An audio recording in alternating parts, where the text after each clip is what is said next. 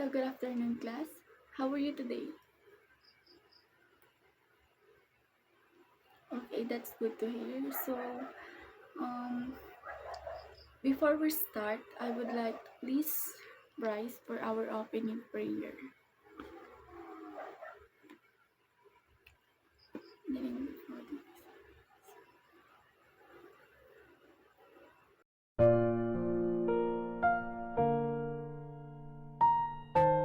Our most gracious and heavenly Father, O God, we thank you for the beautiful day that you have given to us today. We borrowed our life and strength from you. We worship and praise your holy name. Please guide us today as we continue to study and acquire new knowledge. Bless us with your wisdom. Give us a good heart. Grant that as we interact with one another, we recognize the fact that all our learning activities should be accomplished for your greater glory. As we suffer from hardships and crises today, please help us recover, O God. Bless our parents and shower them with good health and prosperity. Bless our class, O God. Grant that we recognize you in each of our classmates and teachers. We hope that you heard our prayers. We ask all this in the name of Jesus Christ, our Savior. Amen.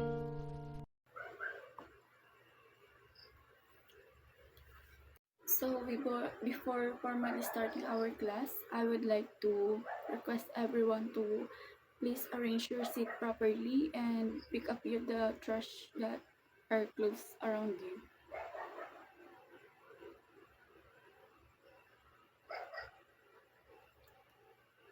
So ayan, you may now sit properly. So I would like to get the attendance, and I will check your attendance first before sharing to you our new topic for today. So before formally starting our new topic, I have here the crossword puzzles that you will be identify or find the missing piece of the word. So are you all ready, guys? Okay, so let's start.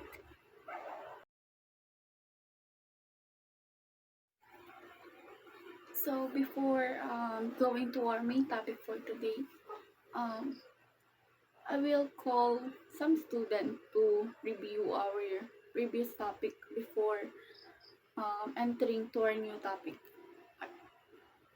I will call some students to share about what they have learned last time. Is that okay? Okay, so I'll call student. So ayun, since I've observed na talagang may natutunan kayo from our last topic, so today may gagawin tayo or may hinanda si ma'am na activity para sa inyo. So hahatiin ko kayo sa 5 grupo since alam ko naman na mayroong mga idea kayo kapag naririnig nyo to. So before formally introducing to you our new topic, gusto kong gawin nyo muna tong activity to para makita ko kung may mga ideas ba talaga or alam nyo yung may background kayo bago tayo pumunta dun sa main topic. So, ang gagawin nyo is concept map. Hahatiin ko kayo into 5 groups. So, siguro naman ay alam nyo kung ano yung concept map. So, sa mga hindi, yung concept map is halimbawa, yung topic nyo is the mobile phone repair. So, meron siyang mga sanga at nakalagay doon kung ano yung mga connected or ano yung mga ginagawa regarding dun sa mobile phone. So, nagigets po ba ako? Any question po? Wala. So, proceed na po kayo in your respective group. And meron kayong siguro enough na yung 10 minutes or 15 minutes para gawin yung work nyo. So, sige, go na kayo sa group nyo and take your time. So, ayun, time's up. So, ayan nakita ko naman na talagang meron kayong alam sa mga mobile phones since after nyo mag-present ng inyong concept map about the mobile phone repairing is kita ko naman na medyo ready na. So, So, for our activity, di ba, pinagdala ko kayo kahapon ng cellphone.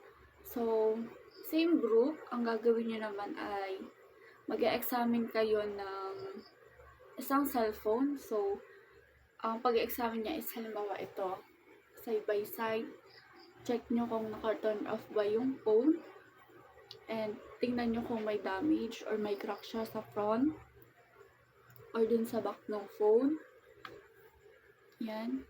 Para alam nyo kung ano yung gagawin nyo. Or halimbawa is yung screen. Kung sira siya, edi ino-notes nyo na yung screen is kailangan palitan. So, after nyong ma-examine yung labas na part ng phone, ang kasunod nyo naman gagawin is yung mag-assemble and disassemble kayo ng parts ng isang mobile phone. So, para dito, bibigyan ko kayo ng 30 minutes para mag-prepare, mag-examine, and magtanggal ng mga mobile phones. Since kompleto naman tayo sa ating gamit dyan sa shop, I'm sure naman na kayang-kayang matapos yan within 30 minutes. Naka-notes yung mga gagawin nyo, and titingnan nyo kung may mga components ba na damage or ano yung mga dapat ayusin sa isang cellphone na sira. Naiintindihan po ba ako? Kung naiintindihan po, proceed na po tayo sa inyong group and meron tayong discussion after ng inyong gagawin. Hindi nyo naman kailangan i-perfect kasi may mga step by step pang ituturo si teacher. Kumbaga ay gusto lang niyang malaman if kaya ba na gawin nyo since nasa student-centered nga tayo ng pagtuturo ngayon. So, nagtitiwala si teacher sa inyo na kaya nyo gawin yung binibigyan activity ni teacher. Naiintindihan po ba ako? Kung naiintindihan po, sige po, proceed na po tayo sa inyong groups and do your activities po. For 30 minutes po. Kapag may question, lapit lang po kay teacher. Kung mahihiya at si teacher po ay mabait. Thank you! So, ayun habang ginagawa niyo yung activities, meron si teacher na ipapanood sa inyong video kung saan si teacher mismo ang gumawa niya kasama yung groupmate niya, which is si Mrs. Garcia. Ginawa namin siya nung nag-aaral kami sa college at kung saan yung course ko is about din siya or kasama sa electronics yung sa cellphone repair. So, yung video na to is makikita nyo yung step on how to properly na tanggalin yung each parts ng isang cellphone kasi sensitive yung cellphone natin. So, kapag gagawa ng pag-aayos o may gagawing ayos sa isang cellphone, na kailangan na maingat kasi kapag nasira, mahirap ng palitan. Pag mahirap mapalitan, wala na. Imbis na naayos, lalong nasira. So, ayun po, itong video ito is nagko-consume siya ng about 15 minutes. So, I'm sure, pero naka-timelapse siya. And buong process siya ng pagsa-cellphone repair. At makikita nyo na rin dun yung tools, yung proper way kung paano tanggalin yung edges ng isang cellphone. Tapos, yung may mga paste doon, hot air blowers, at kung saan makikita nyo dun kung paano yung proper na paggamit ng mga equipment sa pag-mobile repair. Naiintindihan po. So, ayun po. Ipi-play po ni teacher yung video, makinig at manood ng mabuti para alam ang inyong gagawin. So, habang naka-play yung video, magdi-discuss si teacher about kung ano yung mga process na ginagawa nila din sa video na ipapakita ni teacher. Naiintindihan po.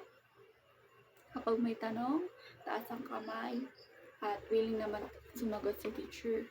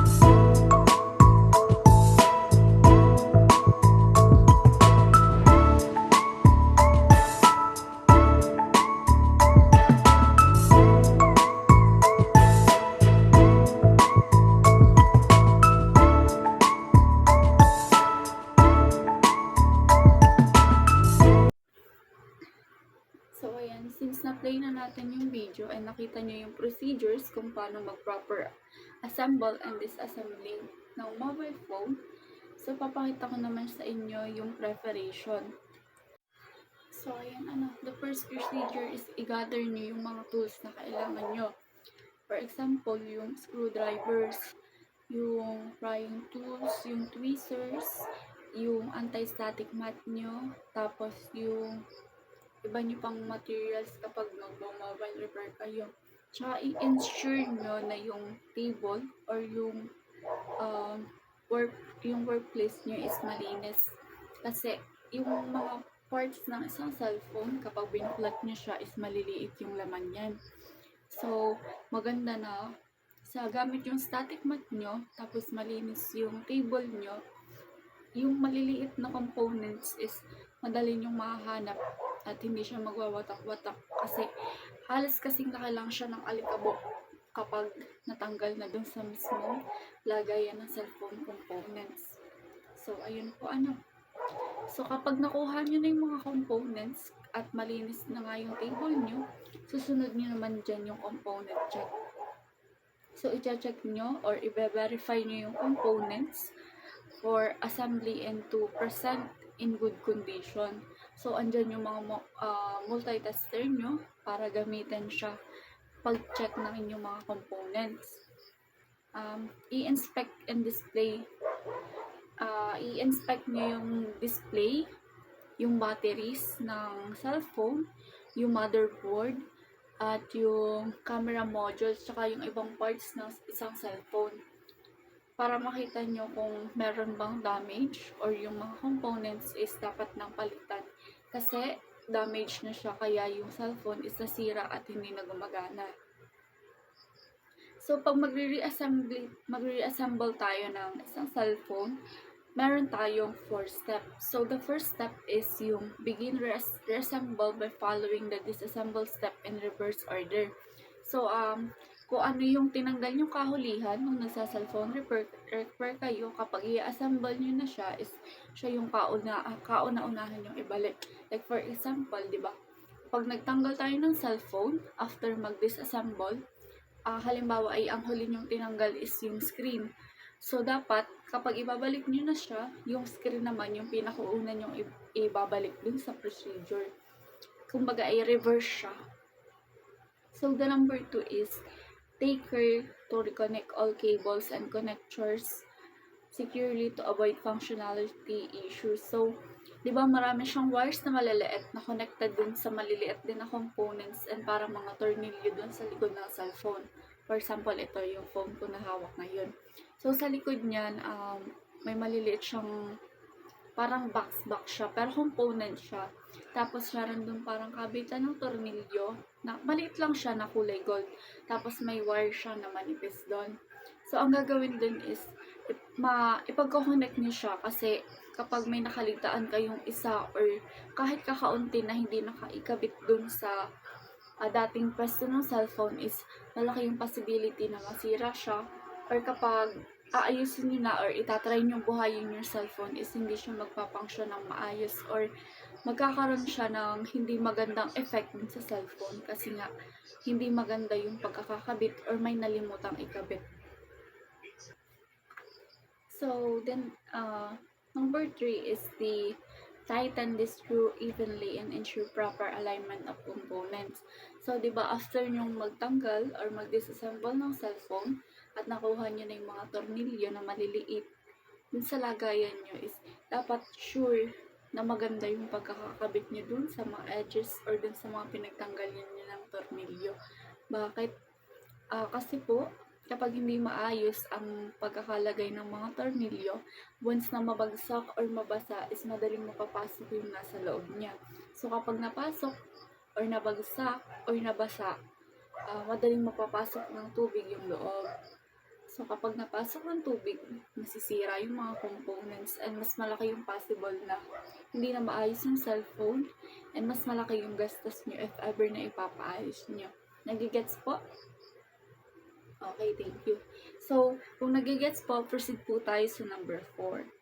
So number 4 is test the device after reassemble to confirm that all functions are working correctly. So the number 4 is, 'di ba, yun nga po, nakabit nyo na yung cellphone, maayos na yung tornilyo, mahigpit na yung mga wires is connected na siya dun sa katulad nung bago nyo siya buklatin. So ayun po, dapat itatest natin kasi pag hindi natin tinest, hindi natin makikita kung maayos ba yung pagkakagawa ng cellphone. So, ang pagtetest po nito is yung, syempre, turn off po.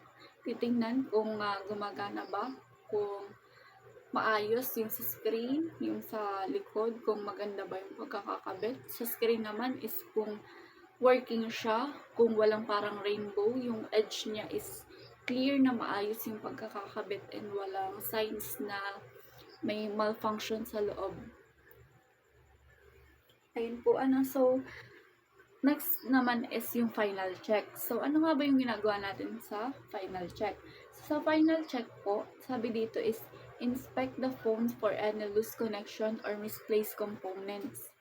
Power on the device and test all functions including the touchscreens, camera, speakers, and connected features. Ensure that the phone's exterior is free from the scratches or defects.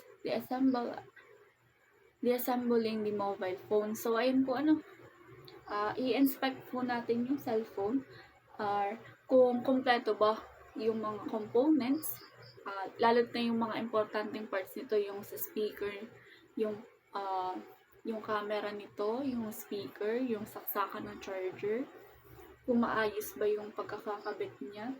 Kasi, kapag hindi maayos or may kulang, ibig sabihin ay hindi po successful yung inyong pag-reassemble ng isang mobile phone. Ano po? Nagigets po? So, ayun. After po ng assembling of mobile phone, let's talk about the assembling naman po. Since nauna po yung pagkakabit, ang pag-uusapan natin ngayon is kung paano tanggalin. So, may step din siya. 4 ways kung paano natin tatanggalin yung isang or kung paano natin naayusin yung isang cellphone. So, number 1 step dito is yung remove the back cover of the housing using a prying tool, taking care not to damage the clip of the frame. So, dito po, ang sinasabi niya is ito po, wait lang. For example, itong cellphone ko. So, diba, itong likod niya is para siyang naka-fix. So, merong mga tools siyang ginagamit dito para matanggal siya. Yung mga tools na ginagamit dito is, andun siya sa video. Ipapakita ko sa inyo. So, may ginagamit siya doon na parang plastic. Meron din na bakal na ginagamit siya dito sa edge ng cellphone. Yan dyan. Sa edge ng cellphone. Dahan-dahan siyang inaalis. Tapos, ginagamitan siya ng blower para matunaw yung pandikit na meron dito sa edge ng phone. Yan. So, kapag na-hit na siya ng blower, pwede na gamitin yung tools na isusungkit dun sa edge ng phone para matanggal yung dikit at saka ma-open natin yung back ng cellphone. So, important na medyo magaan yung kamay kasi hindi pwedeng ma-damage yung outer ng phone kasi medyo mahal din kasi yung pagpapaayos nito kapag na-damage siya. Tapos kapag magpapapalit, hahanap pa ng katulad ng unit or kukuha pa sa ibang lugar. So, imbis na mapadali is lalong mapapatagal yung pag-aayos ng phone mo. So, ang kasunod nito is yung locate and remove all screw holding the components together using the appropriate screwdriver size.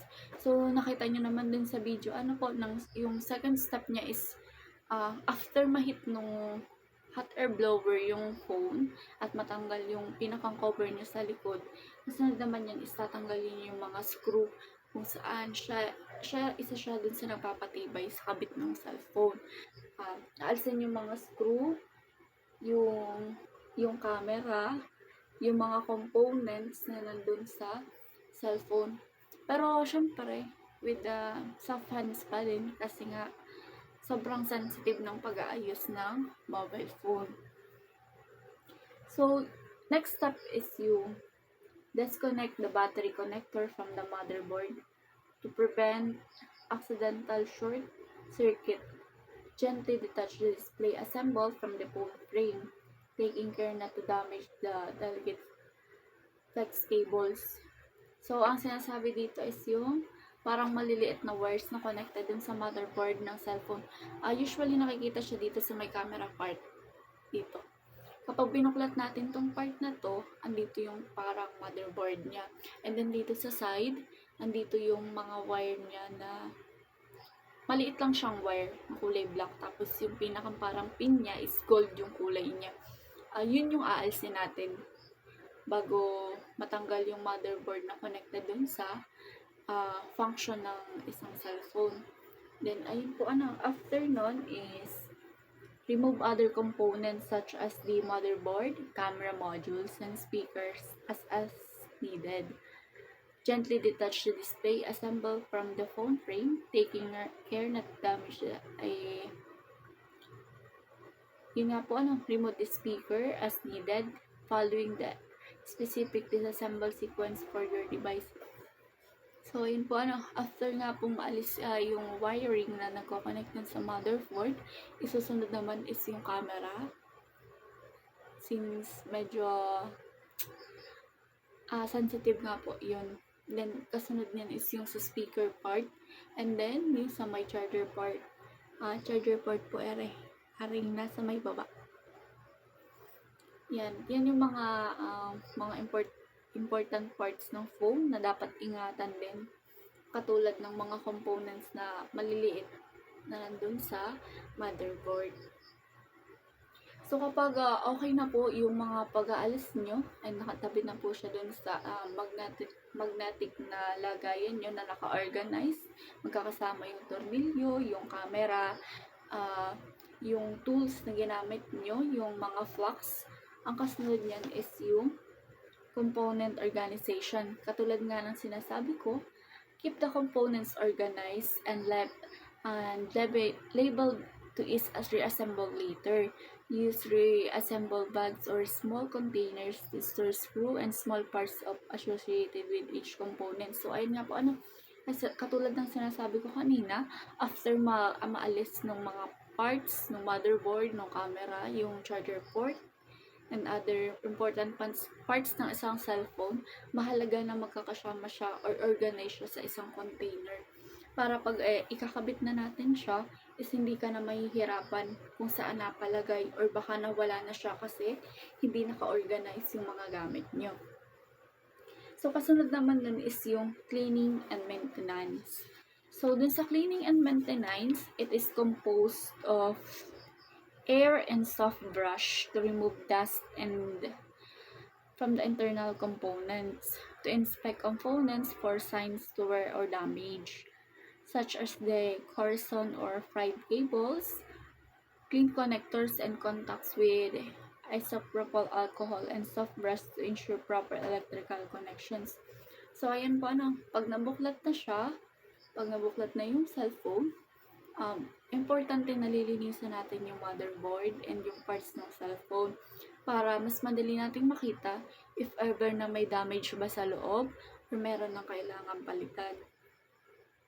Kasi, kapag hindi natin nilinis yung loob, so, malaki yung possibility, di ba nga maliliit yung mga components, malaki yung possibility na hindi natin mapansin or hindi natin na makita na meron na palang mga damage area yung cellphone.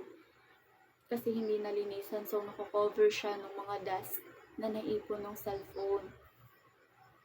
And syempre, gagamit tayo ng mga brush or ng mga tools na syempre yung magagamit or yung swak dun sa size ng phone, yung mga components, yung hindi naman sila madadamage, yung soft lang na malilinis talaga sila, yung sure na matatanggal yung dumi dun sa mga components. And syempre, after naman ma-brush yung mga components, ang kasunod naman is i-check natin if may mga sunog ba dun sa mga cables katulad ng sa battery. Kasi diba, Sa battery kasi, kapag nasunog siya, di ba meron doon siyang square siya, black na maliit. Tapos, meron siyang tatlong dot na kulay gold. Kapag sunog siya, ibig sabihin sira na yung phone mo. Ang tawag dun, katulad nga ng sinasabi ko, yung meron siyang black na square dun sa battery. Connected siya dun sa fixed battery, tapos dun sa motherboard. So, ang tawag dun is fuse. Kapag meron siyang sunog dun, ibig sabihin nun, sira na yung phone mo. So, paano mo malalaman na dun yung sira niya? Kapag halimbawa, nag-turn off yung phone mo, tapos i-charge mo. Pag ginagamit mo siya ng naka-charge, gumagana siya. Then, once na tinanggal mo yung charger, nagpo-power off siya. Or, o kaya naman, andun lang siya dun sa, halimbawa ay, di ba, pag ang cellphone mo ay Android, andun lang siya sa parang robot na kulay green. Hindi siya nag-enter din sa pinakang home screen ng phone. Basta andun lang siya, loading lang siya dun sa pinakang logo ng phone. So, ibig sabihin, it's a sign na sira nga or damage na yung fuse ng phone. So, ang kasunod naman yan is after nga ng cleaning and maintenance, magkakaroon din siya syempre ng final checks. So, under the final checks, andun yung inspect the phone for any loose connection or misaligned components. So, syempre, titingnan kung yung phone ba is naka-misalign yung mga wirings niya. Kasi meron talagang wirings yung loob or yung likod ng phone Since nung nag-open nga kami is meron parang, lalo na sa battery, medyo marami rin yung mga connect sa kanya. So, syempre, ipapower on natin yung device and titingnan kung nagfa-function ba. Magkakaroon tayo ng functional test if ever na nakabit na natin, titingnan kung maayos na yung function niya, kung sira ba or may kulang or hindi maganda yung pagkakakabit mo during the preparation or habang inaayos mo yung cellphone mo.